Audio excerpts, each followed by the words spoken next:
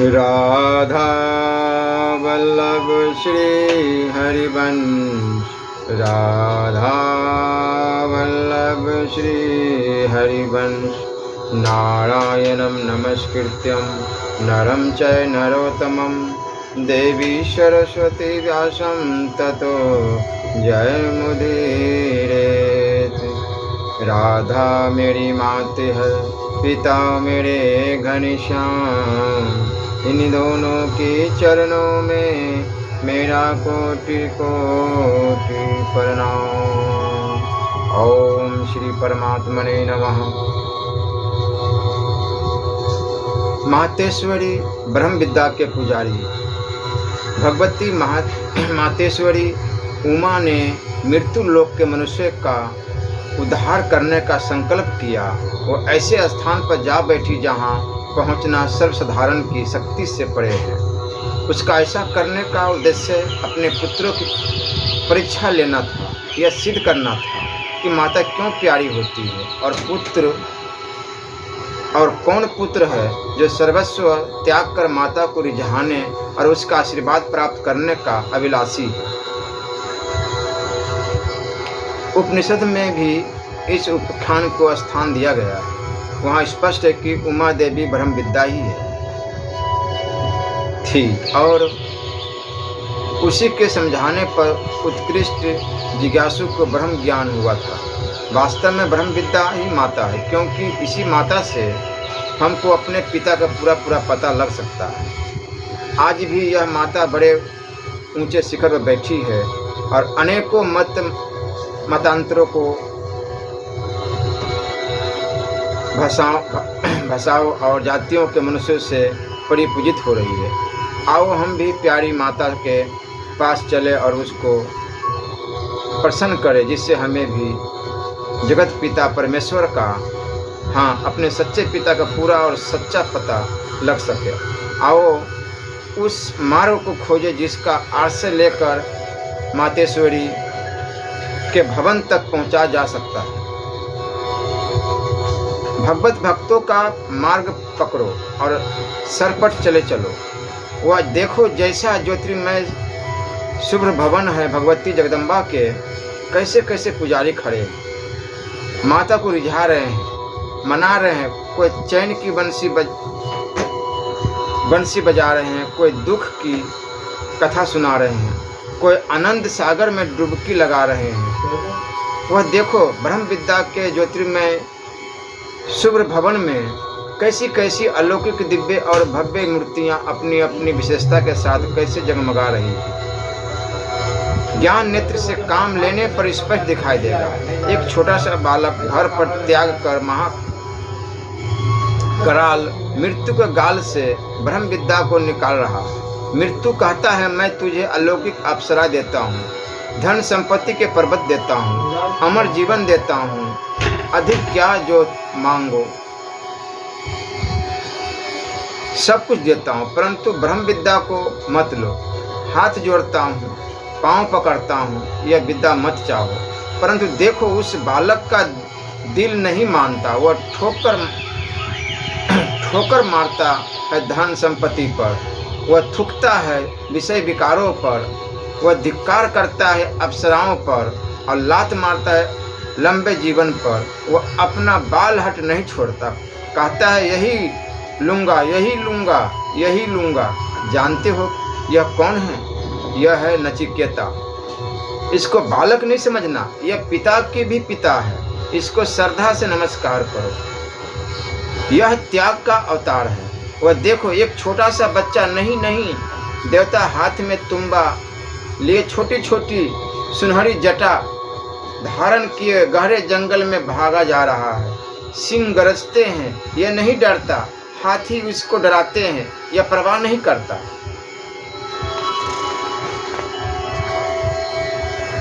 विपत्तियां इसको खा जाना चाहती है, परंतु यह उनके हाथ से निकल जाता है। पर्वत और नदियां इसका मार्ग रोकती है। यह उनके सिर पर पैर रखकर तीव्र गति से आगे निकल जाता है। न दिन देखता है, न रात, न वर्षा, न सर्दी हो, बर्फ पड़ती हो या गर्म लू लप चलती हो। यह रुकने का नाम ही नहीं लेता। जानते हो यह कौन है? यह है धुन का धनी ध्रुव। यह भगवान के दर्शन करना चाहता है। वो देखो इसकी समाधि लग गई, भगवान के दर्शन हो गए। अब भगवान की गोद में जा पहुंचा। सच्चे पिता से सच्चे पुत्र का मिलाप हो गया। आओ इस निष्पाप निष्कपट भक्त को श्रद्धा से नमस्कार करें। यह बच्चा नहीं किंतु पूज्यों का पूज्य है। यह धृति और निश्चय की मूर्ति है। इधर देखो एक सुंदर बालक खड़ा है। इसको हलाहल विष पिलाया गया परंतु यह नहीं मरा। कोरों से पिटवाया गया, नहीं मरा। पर्वतों से गिराया गया, यह नहीं मरा। कुत्तों से फरवाया गया, नहीं मरा। जलाया गया, यह नहीं मरा। अपने भगवान के नाम पर यह सब कुछ सह गया। यह भक्त प्रहलाद है। इसको दैत्य का पुत्र नहीं कहना, यह देवताओं का भी देवता है। आओ इसको श्रद्धा से नमस्कार करें। यह तितिक्षा और शुद्ध निष्काम भक्ति का ज्वलंत दृष्टांत है। वह देखो एक देवी खड़ी है। इसको जगतपति सच्चे पति से मिलने की धुन लग गई। इसने घर बार त्याग दिया और राज सुख पर लात मारकर यह साधनी हो गई। राजा ने दंड दिया, इसने धन्यवाद किया। इसको भूखों मरने पर बाधित किया गया, इसने सहर्ष स्वीकार किया। इसके लिए काले काले विष के प्याले भेजे गए, इसने पी लिए। इसको अपमानित किया गया, इसने सहन कर लिया। इसको गालियाँ दी गई, इसने उत्तर नहीं दिया। इस पर गंदे लाछन लगाए गए, यह पी गई।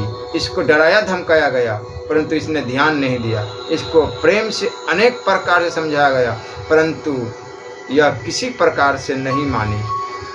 इतने त्रियाहट नहीं छोड़ा। जानते हो यह देवी कौन है? यह है मीराबाई। यह रानी नहीं, प्रभु प्रेम की दीवानी और मस्तानी है, प्रभु की ही महारानी है। आओ इस माता के चरणों पर श्रद्धा से नमस्कार करो। यह भक्ति का स्वरूप है, प्रेम की मूर्ति है। आगे बढ़ो। वह देखो कोई पीताम्बर धारण किए बीना बजाता और हरि गुण गाता आनंद मग्न हो रहा है। इसने ऋग्वेद पढ़ लिया, इसको शांति न मिली। इसने यजुर्वेद जान लिया, इसकी प्यास नहीं बुझी। इसने सामवेद सुन लिया, इसकी तृष्णा नहीं मिटी। इसने अथर्ववेद समझ लिया, इसको तृप्ति नहीं हुई।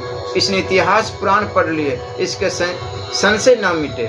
अधिक क्या, इसने चतुर्दश विद्याएं सीख ली परंतु इसको संतोष नहीं हुआ।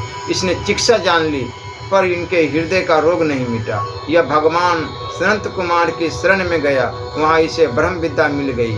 बस यह कृत्य हो गया। अब यह मस्त है। जानते हो यह कौन है?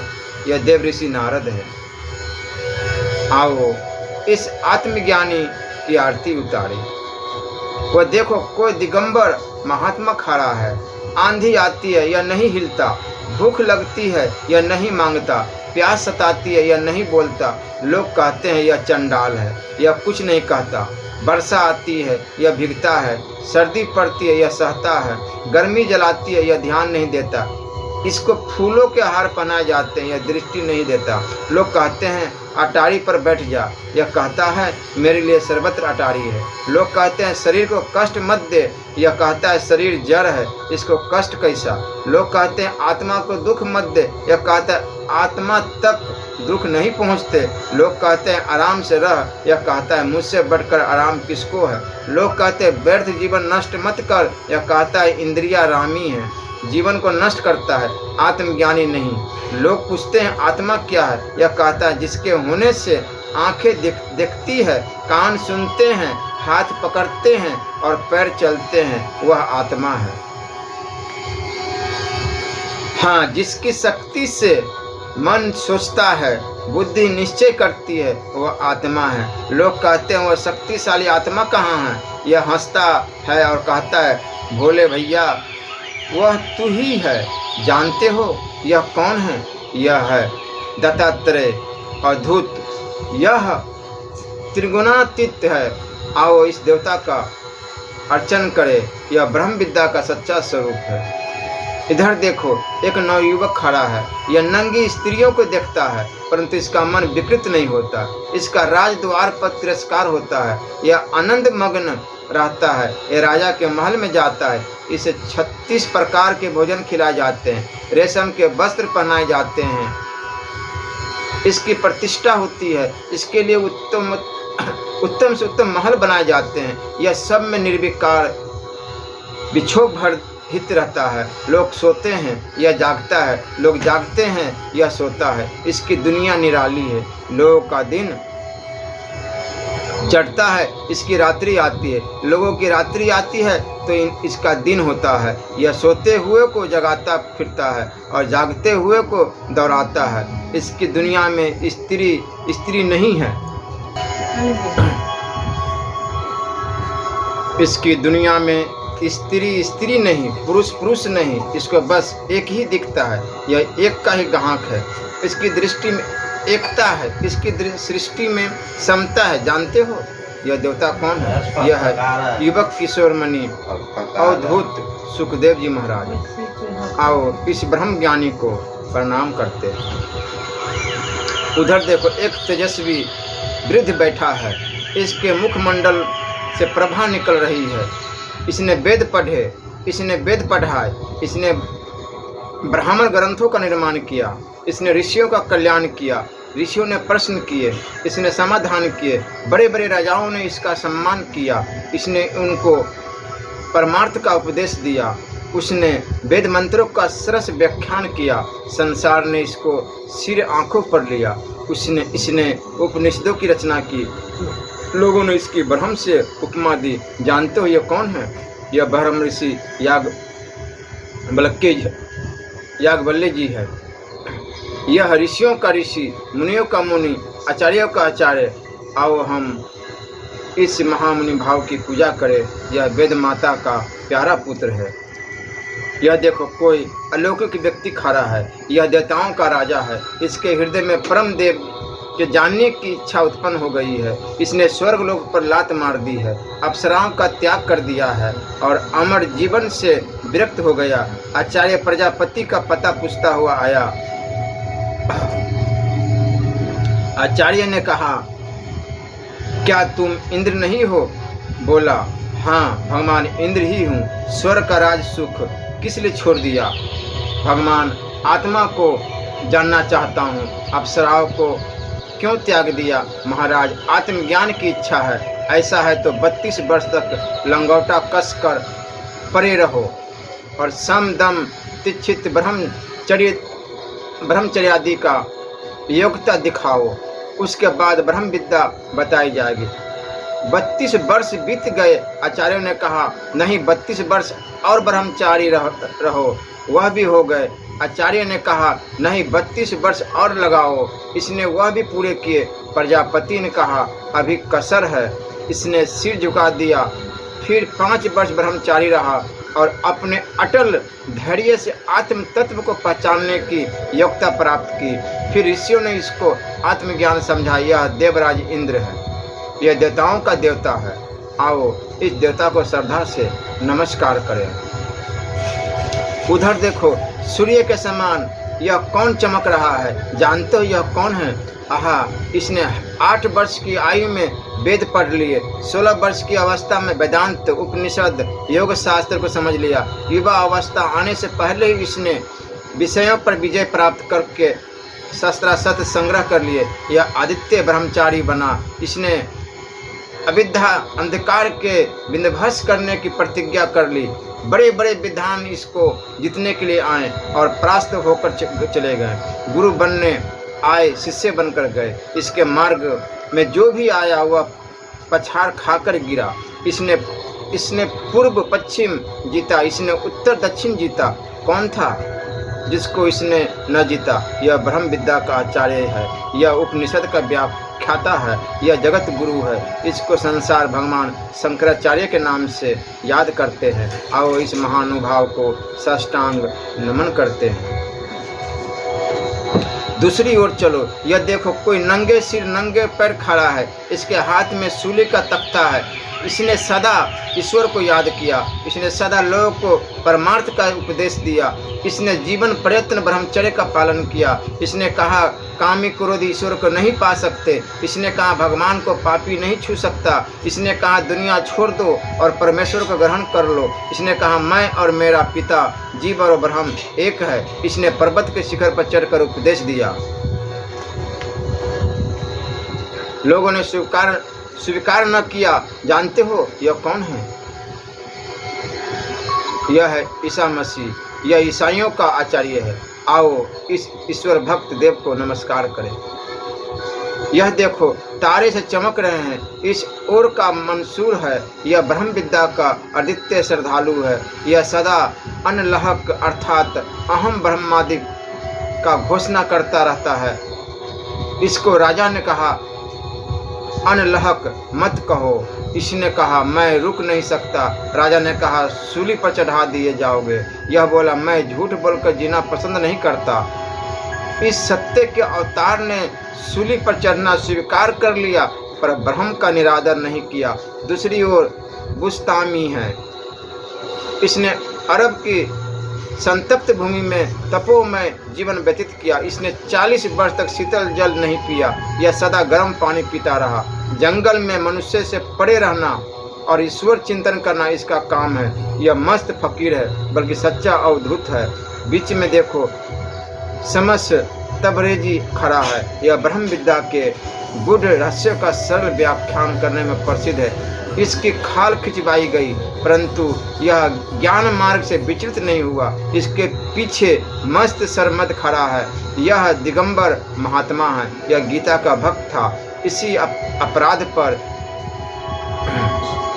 इस महात्मा को सूली दी गई, परंतु इसने ब्रह्म विद्या का अपमान नहीं होने दिया। आओ इनकी पूजा करें। आहा इधर देखो कितने